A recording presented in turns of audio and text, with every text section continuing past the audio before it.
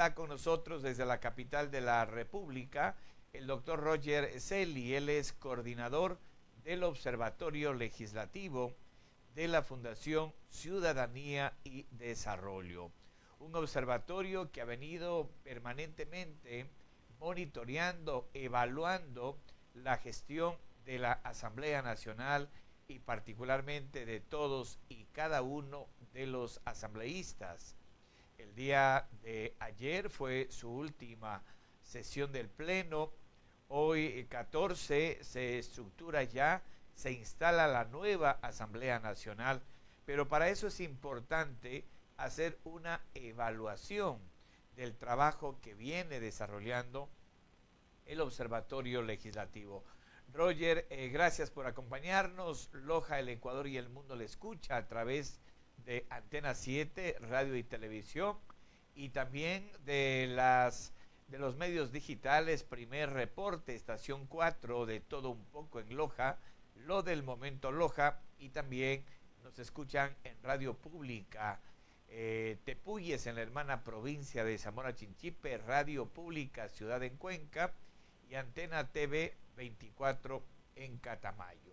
Roger, ¿cuál fue el resultado de esta Asamblea Nacional? Una calificación del 1 al 10. ¿Cómo podemos evaluar en conjunto esta Asamblea Nacional? Bienvenido. Muy buenos días, José Luis, como siempre un gusto estar aquí en Antena 7. Pues los resultados de esta Asamblea Nacional, para iniciar, es que nos quedan debiendo algunos temas importantes. Si bien es cierto, han aprobado 60 normativas, lo cual es un número interesante, pero es importante también ver el tema cualitativo. ¿Qué calidad de normativas nos han entregado al país? Y ahí podemos ver algunos datos interesantes para arrancar el análisis, que es mucho más profundo y va más allá de una calificación, y es que, por ejemplo, de estas 60 leyes aprobadas, 15 o más bien 17 leyes han sido vetadas totalmente por el Ejecutivo. 15 de estas leyes aprobadas fueron propuestas por el Ejecutivo, es decir, hay una participación importante del Poder Ejecutivo. El resto, una gran parte de ellas, se entiende que más del 70% son proyectos de ley de periodos legislativos anteriores. Son proyectos de ley que han estado 3, 4, 5 años en trámite y que finalmente esta Asamblea Nacional ha decidido ponerlos para aprobación. Hay de los más de 500 proyectos de ley que se han presentado, apenas 13 que han sido aprobados, es decir, un porcentaje bastante bajo.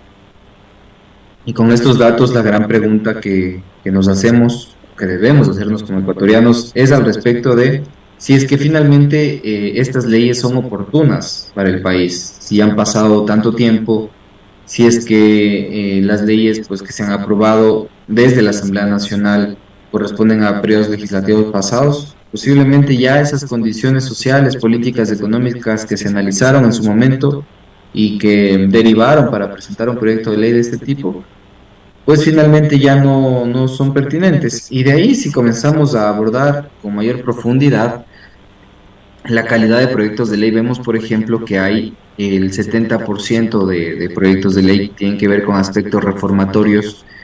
Y si vemos con más profundidad, observamos que el 40% o más corresponden a proyectos de ley que tienen 1 a 10 artículos, es decir, son reformas muy puntuales que no tienen que ver con aspectos de cambios de forma más que de fondo, y muy pocas son las leyes que tienen que ver con aspectos fundamentales. Si a esto le sumamos también el cumplimiento de la agenda parlamentaria, que es esta planificación que se imponen los propios legisladores, vemos que ninguna de las dos agendas, ni la de Henry Kronfle, que presidió en su momento la Asamblea Nacional, y Viviana Veloz, pues ninguna de estas dos agendas han logrado superar el 50%.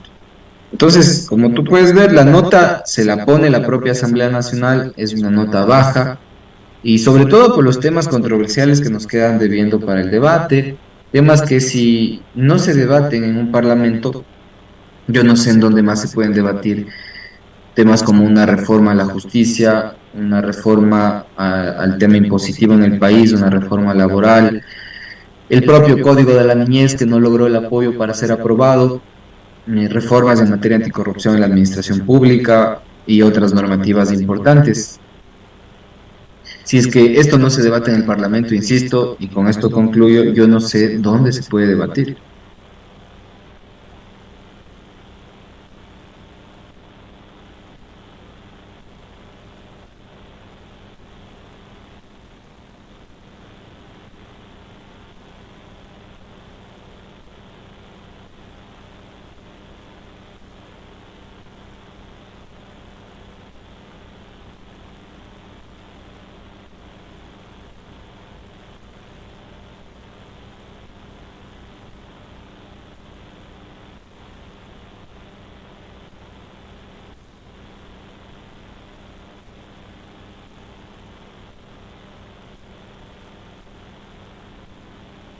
151, ahí le faltó un hito nada más.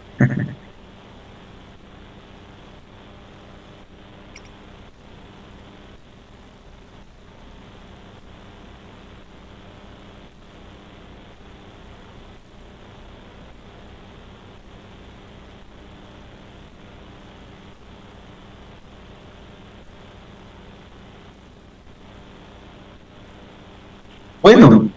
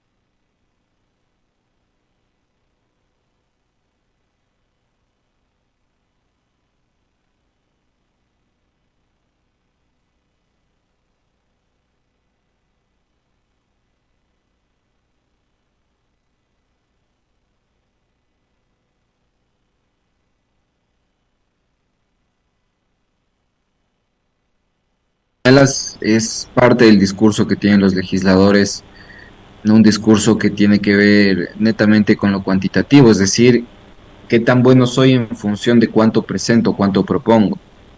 Pero los datos matan relatos y ahí vemos, por ejemplo, que hay legisladores que presentan entre 15 y 20 proyectos de ley, pero a la hora de revisar el estado del trámite de estos proyectos de ley, vemos que desafortunadamente no han avanzado en más de un 20%.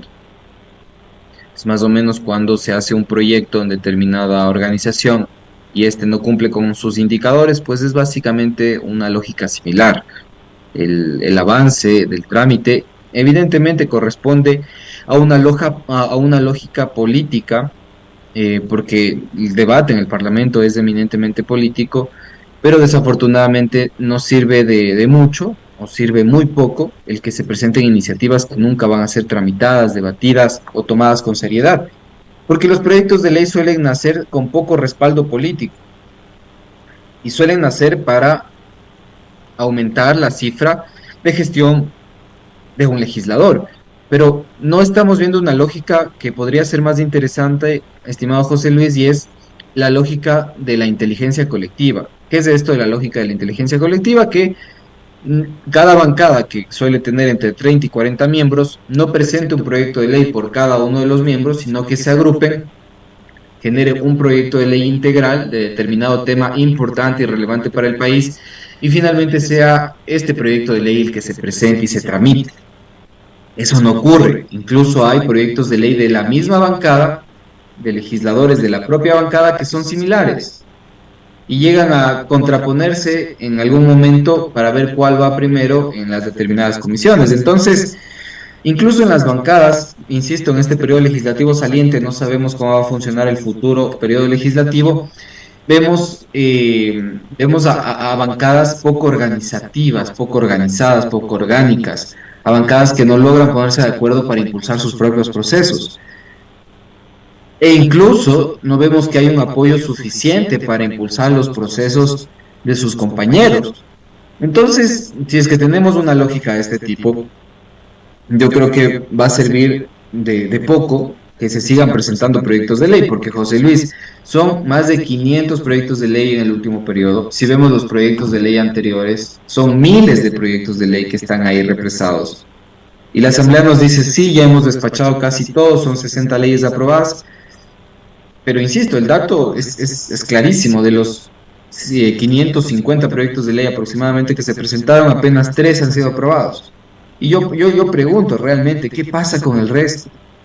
Y de fondo ahí hay un problema, José Luis, y quienes nos escuchan, y es que todo es plata. Ahí hay gasto público. Un proyecto de ley no se hace gratis. Requiere de asesores, de asistentes que estén encargados de la elaboración de los proyectos de ley. Es gasto mensual. Si nosotros hacemos una sumatoria de lo que gasta el país en un despacho parlamentario, son aproximadamente $15,000. Si contamos sueldos, salarios, bonos, vivienda y demás que se les da a varios de los legisladores. Y que presenten proyectos de ley que tengan de 1 a 10 artículos, que sean reformas y que luego nunca se tramiten. José Luis, ¿de qué estamos hablando? Si eso lo trasladamos a una lógica de proyectos, por ejemplo, eso ya no funcionaría, ya no sería financiado, porque no funcionan así las cosas, pero acá en la lógica política está funcionando de esta forma. Y nosotros hemos sido críticos de esto, pero evidentemente hemos tenido malas reacciones en las cuales nos dicen que no depende de ellos, que depende de la política. Pero son políticos. José Luis, es su trabajo lograr generar impulso a sus propios proyectos, generar apoyo para que sean aprobados, pero no sucede de esta forma. Con menos 10 intervenciones en el periodo 23-25 es triste. 10 intervenciones durante 2 años. Mire usted, intervenciones. No estamos en este momento hablando de que presentaron un proyecto de ley o estuvieron en una comisión y aportaron en una reforma a la ley. ¿Cierto? Porque como usted bien lo señala, el asambleísta no es solo, tiene 3, 4 miembros del equipo que los llaman asesor 3, asesor 2, asesor primero, segundo, tercero, y aparte tiene su secretaria, y si preside una comisión, tiene mucho más miembros de un equipo, entonces no es solo él. Entonces mi pregunta es, Roger, Cisneros Granizo Patricio Benjamín de ADN tuvo 9 intervenciones durante 2 años.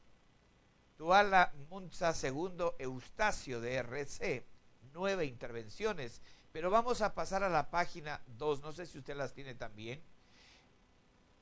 Mieles, Pinargote, Simón Bolívar, ADN, 1 intervención.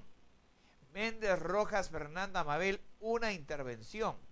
Estamos tratando, si usted me ayuda, Roger, hablamos de los asambleístas de la provincia de Loja, pero no encuentro aquí uno de la provincia de Loja que tenga una intervención por lo menos. Y no encuentro.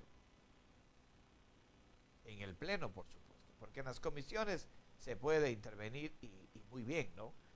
Que en las comisiones serán 5, 10, 15, pero ya en el pleno. ¿Qué significa esto, Roger? ¿Cómo podemos interpretar?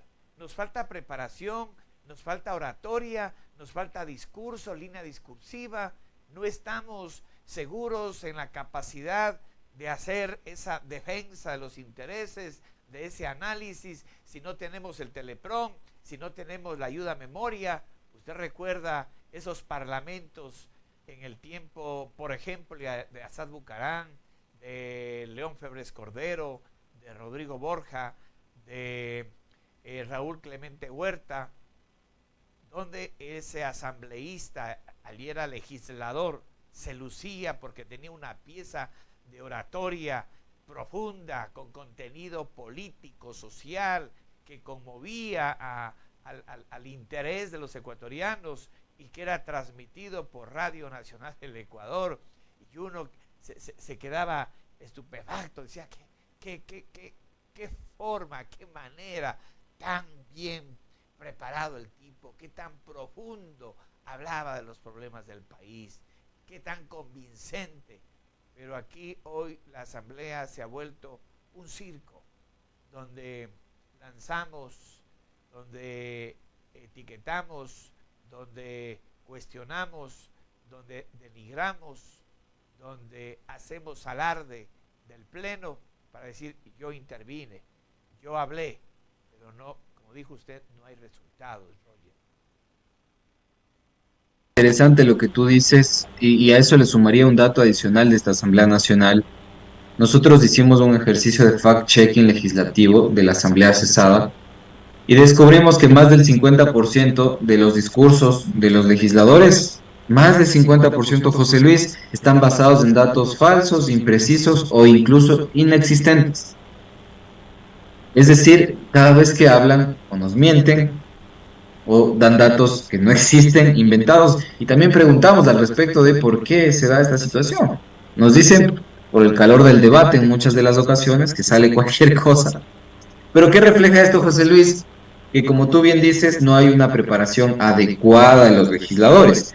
No podemos exigirles título universitario porque constitucionalmente no es posible, pero al menos que contraten asesores que sepan de la materia, de técnica legislativa, de oratoria, de política, de derecho, y que ellos los preparen bien para que puedan hacer una actuación interesante en el Pleno de la Asamblea Nacional, porque finalmente son representantes que hacen leyes.